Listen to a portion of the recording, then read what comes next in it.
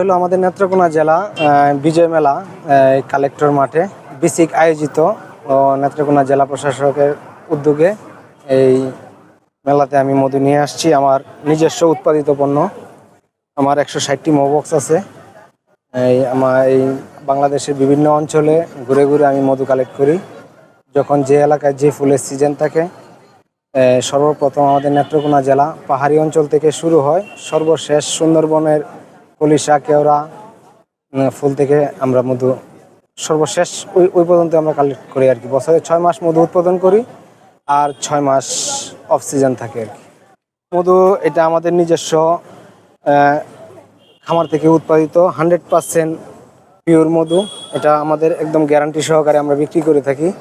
একটা মধু 2 বছর পর্যন্ত আমরা গ্যারান্টি দিয়ে থাকি।